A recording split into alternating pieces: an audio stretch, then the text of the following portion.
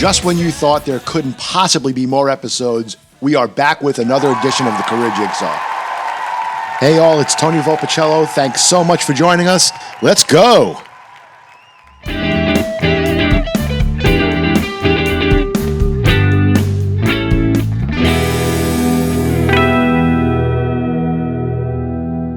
I am absolutely thrilled that this week's guest has joined the podcast. I've known this leader for 10 years, have evolved from a boss and a teammate to a dear friend, and her intensity kept me on my toes, but her passion and leadership inspired me to follow her. All the way from Winchester, Massachusetts, Anna Colton. Anna, before we dive into the podcast, please tell the audience a little bit more about you. Well, first, thank you for that gracious introduction, Tony. That was really sweet. And I feel the same way about you as well. Loved working with you and am even more fond of being your friend. So thank you for that. Like you said, I'm from Winchester, Massachusetts, which is just outside of Boston. I am recently retired after 40 years in the financial services industry, primarily in commercial and consumer businesses in banking. So a little bit about me. Well, great. Thank you for sharing, Grandma. I appreciate that. I'll include that since you didn't. I do. I have 5 grandchildren and another on the way, and they take up a lot of my time, which I enjoy thoroughly. Oh, that is awesome. Congrats on the new one that's coming soon. Hey, so let's dive in. I obviously know your background a little bit. We work together quite closely. I know the roles you've had in the past, and I know there have been occasions where not only did you switch roles, you completely switched jobs and lines of business. In many cases, they were vastly different from the prior role.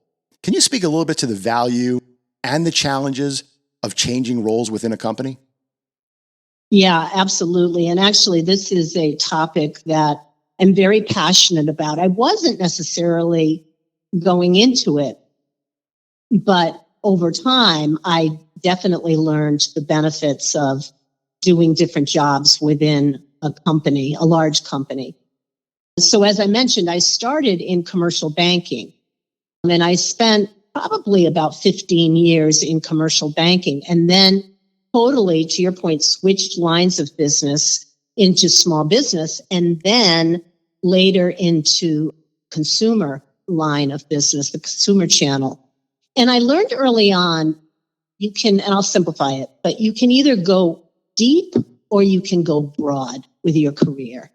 And by that, I mean, you can go deep and really become an expert in your field, inside and out. So internally, you become the go-to person. Externally, you have a reputation around that specific business. I think of an investment banker within a certain industry sector.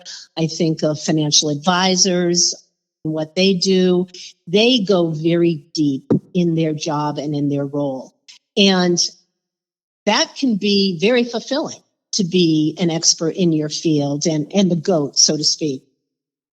The alternative, in a sense, is to go broad, which is what I did. And I really enjoyed the variety in the business. But in particular, and you hit on this, you start to learn how to manage change. That becomes really a talent that you have. And we all know that the only thing that stays the same is change.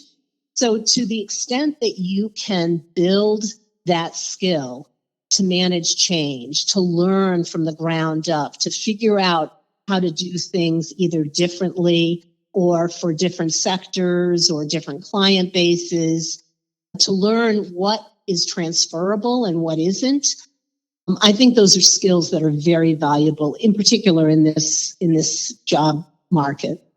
I think that is great insight, and that kind of broad versus deep analogy, I think, should resonate with our listeners. And what kind of jumped out to me is, and not to dumb it down, but it's a bit of deciding whether or not a jack of all trades should be your approach, or a specialist, or to flex between the two. And I think both clearly have their place. I don't think you downsized one versus the other, but I think there's value to both, and it's just a matter of kind of picking and choosing, and at the end of the day, what you make your career be and what's worthwhile. So thank you for sharing that. I appreciate it. Yeah, I'll make just one other Sure. point about it, Tony. You find out what you enjoy doing as well.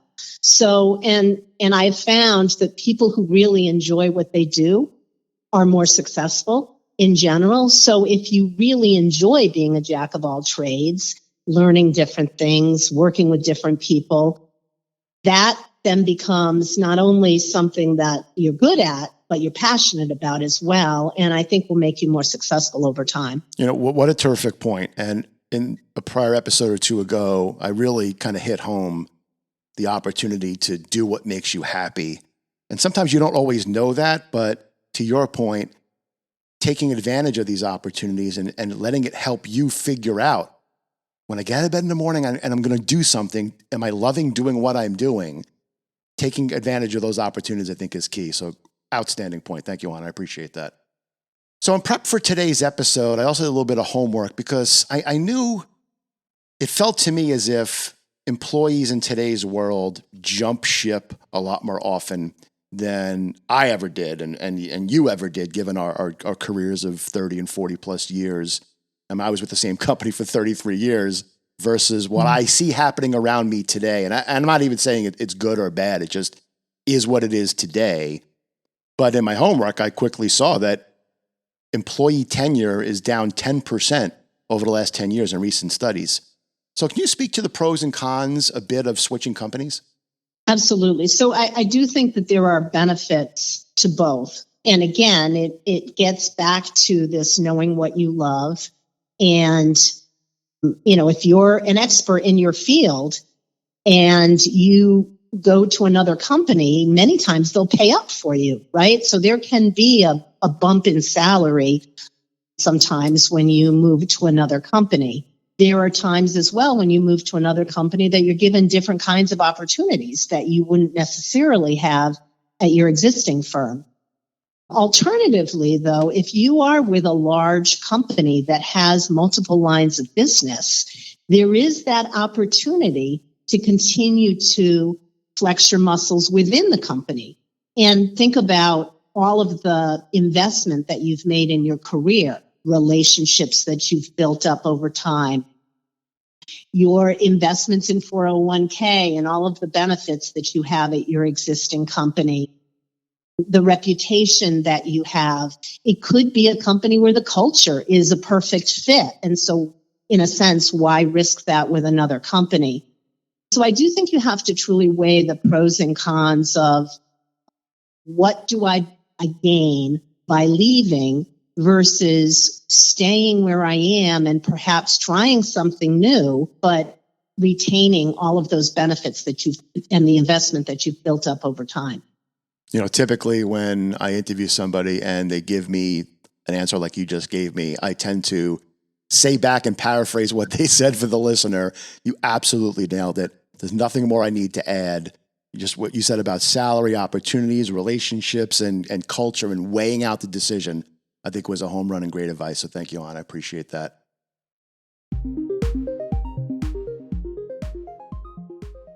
So I want to take you back to my first 4 episodes in the Career Jigsaw, and we focused a lot on resumes, interviews, and development plans. Any burning advice on any of those topics for our listeners? Well, the first one I would give is about the resume, which is to keep it current.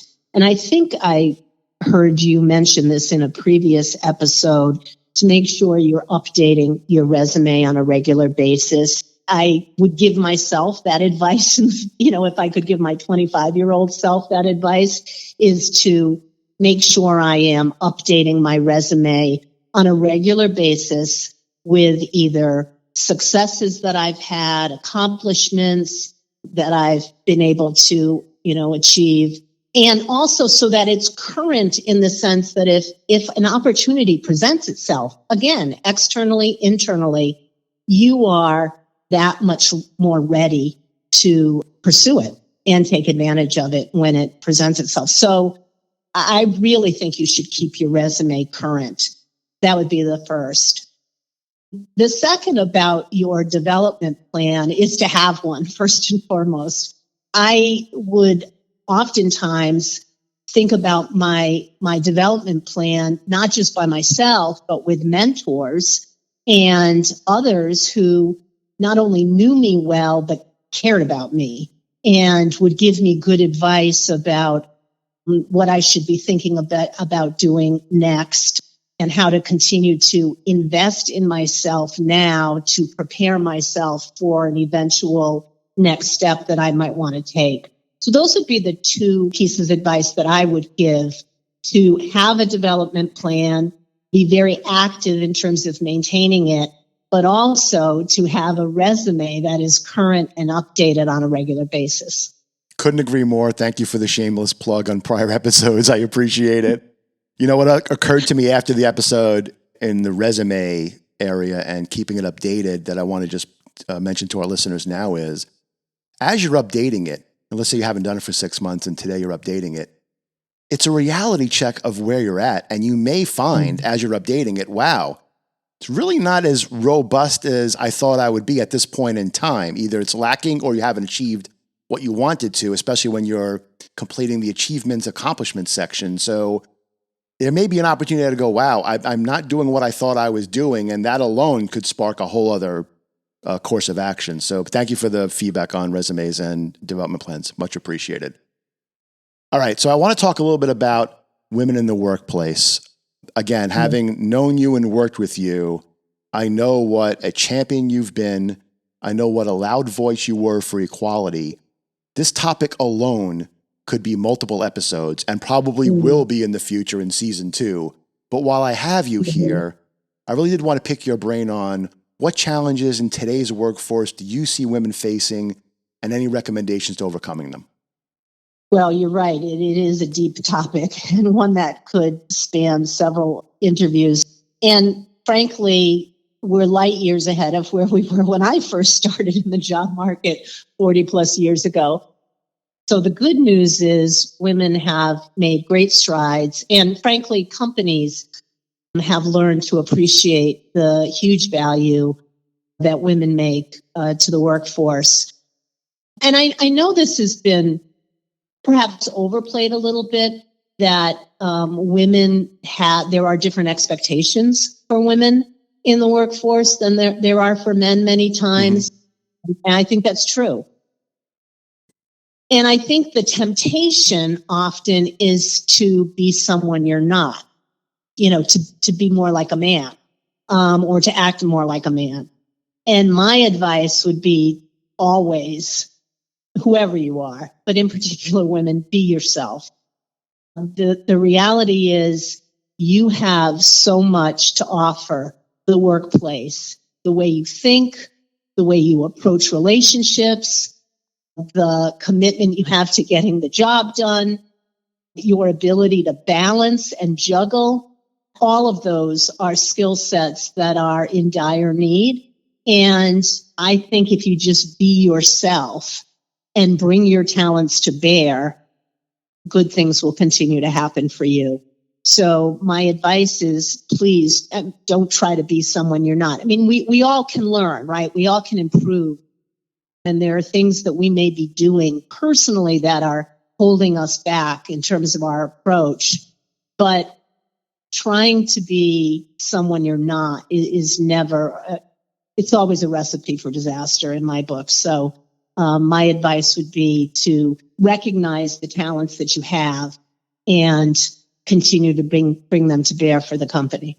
Well, thank you. And I mean that sincerely. And I hope that message resonated for my female listeners out there. And I'll take a little bit of a risk here. It always felt uncomfortable tackling this topic as a male in the workforce.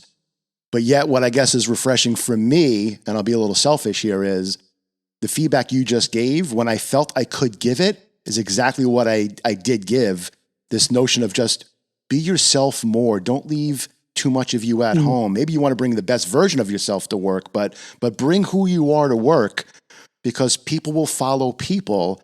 And when they are down to earth, genuine, and who they are, it comes through. And I'm just glad you said it, because to me, it hit home for me, and I hope it resonates with our listeners. So thank you.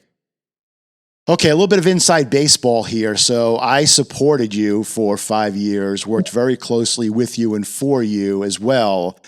And what amazed me, and I mentioned it in the intro and kept me on my toes, was how much you were a devil for the details. Your role with me, you had over 1,000 financial centers reporting to you, dozens of people directly reporting to you, and yet I could give you a 45-page presentation on our business, and not only did you read all 45 pages, you always had a ton of follow-up questions. So your passion for the details, you didn't let it go as your career, got higher and higher and your span of control got larger. Why was that so important to you? Well, we're getting paid to do a job, at the end of the day, and to produce and to hit goals and accomplish things that, others can't in the industry. And the only way to do that is to hold people accountable, myself included. So you say, yeah, you read 45 pages. Of course, I read those 45 pages. First of all, you took the time to put them together. And secondly, I asked you to put them together. But thirdly, it's my job to read those pages and understand what they're saying, to understand what we might be missing, and together, and I mean this sincerely, together to figure out what we can be doing better. And the only way to do that is to really put your arms around the work and, in financial services in particular, the data, and let that lead us down a path. We had fun too, Tony. I know we did. And, but we did it after we were successful and after we got the job done. So that was really the driving force behind it. Well, I think many of us related to it really well. To your point, we get paid to do a job. Performance, can lead the way. But also, I think about, and this may be a corny analogy, but if a pilot doesn't care how the plane works, that might concern me. So your care and thought about how the business operated and that it was running on all cylinders, I think inspired us all to be better. So thank you for that. Let's talk about hiring for a moment. So you've hired, I know, quite a few people along the way. That decision point is so important. What are the deciding factors for you when you try to select between multiple qualified candidates? And you're right. The starting point or the caveat is that they're all qualified, right? They have the experience, they have the background, they come from either internally or whatever, that they've earned the right to be applying. At the end of the day, though, all jobs and really life in general is about relationships. And you mentioned this earlier. We work for people. We follow leaders that inspire us. And so I was always looking for people that I wanted to work with. That meant they had a great attitude, they were positive, they had a can-do approach to the business, they were authentic, they could recognize their mistakes and laugh at themselves, they could push themselves and others. Like me, they wanted to understand the business to make sure that they weren't missing anything.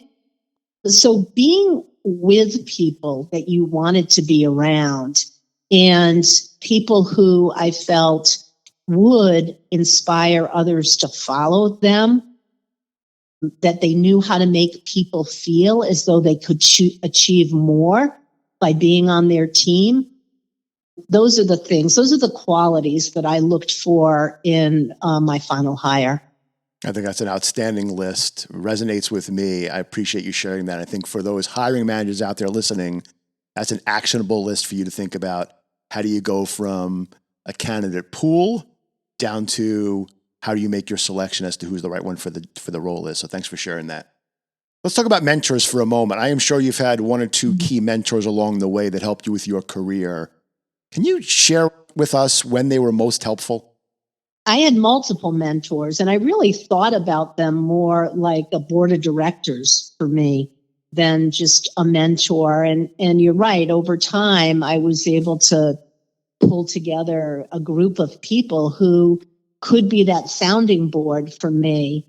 And they were helpful in terms of looking at my resume. Does my resume hit all the marks? Is it telling the story that I want to tell?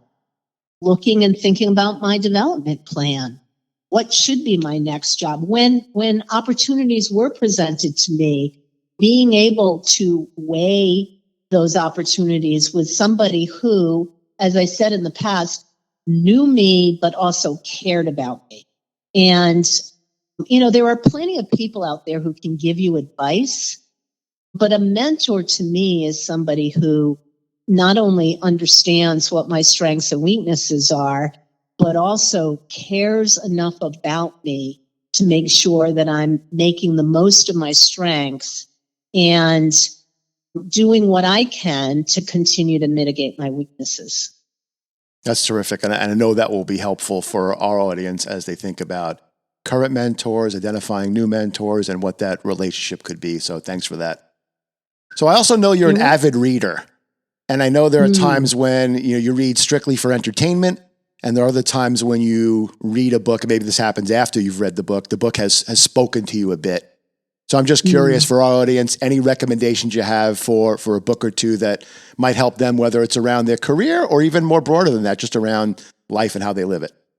Yeah, it's funny, when I was working, and I do love to read, I probably read more nonfiction.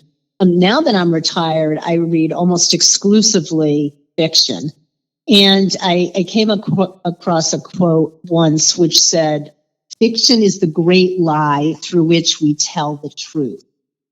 And it is about relationships. And that really, resonated with me. I love reading novels now and fiction about how people live. And a couple that I would recommend highly would be Demon Copperhead by Barbara Kingsolver. I'm a huge Barbara Kingsolver fan. She wrote Poisonwood Bible years ago, and ever since I've read everything she's ever written. But this book in particular is amazing. It's kind of a takeoff on David Copperfield by Dickens.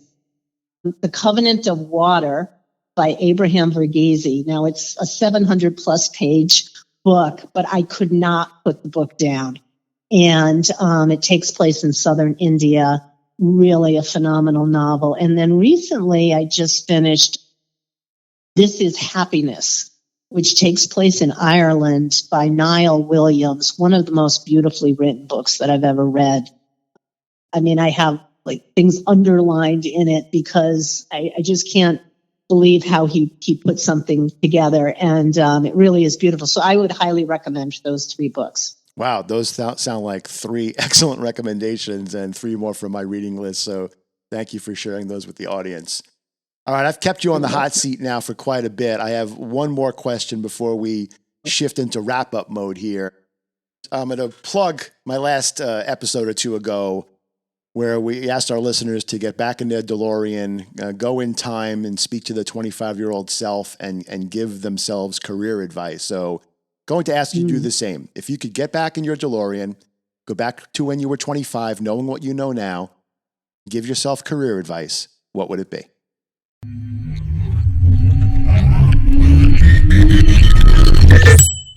So there would be 2 things. The first one might sound like it's in conflict with what I said before, but I truly believe that life is about relationships and work is about relationships too. I was always so intent on getting the job done, doing the job, producing at the highest level. And all of that, you have to do the job for sure. But you also have to maintain relationships. And I think it's really important to invest time in the relationships of the people that you work with, others in the business that, may even be competitors, but spending time getting to know people in the business and within the company, I think is critically important. The second would be, I think there's this notion that your career is like a ladder and, you continue to next job up, next job up. I came to fully appreciate over time that your career is more like a playground. And that's not just because I'm spending all my time with my grandkids, but, it is more like a jungle gym than a ladder. And there are plenty of times, yes, you will swing up to the next level. But there are also times where it's almost more important to swing from side to side before you can reach that next rung up. And this gets back to your development plan. I don't think we are always as strategic as we could be with our development plan and thinking about some of those lateral moves that help us get up to that next level more quickly. And so those would be the two pieces of advice that I would give myself. Well, terrific advice. And I've just found the title of this week's episode, Your Career is a Playground. So thank you for helping me name the episode. So normally I will select and recite a quote of the day for this episode that I think resonates with the audience based on the topic we discussed. But given your literary background, I thought you could select the quote of the day today and read it to our listeners. Oh, well, you have heard me say this one before, Tony. So it's from Henry David Thoreau, a great 19th century writer from around here in Boston. And it goes something like this: in the long run, we find what we expect. Therefore, we should find ourselves lucky if we expect great things. And to me, it just speaks to our attitude, to our outlook, to the way we bring ourselves to everything that we do. Have faith, expect great things, and great things will follow. Well, I don't think we could have ended the podcast on a better note with a better quote. So Anna, that's a wrap. You made it. I can't thank you enough for spending the time with us today. Really appreciate everything you had to share with our audience. Thanks, Tony, and good luck. All the best. Thanks, my friend. Well, podcast people, that is a wrap. Thank you so much for listening in today. If you like what you heard, keep listening, follow us, etc. You know the drill. And also check out our website at thecareerjigsaw.com. Again, thanks so much for tuning in, and more to come next week. Be safe, all. We got all things situated. The mathematics were calculated. I feel wasted and I feel jaded. The process here is so complicated.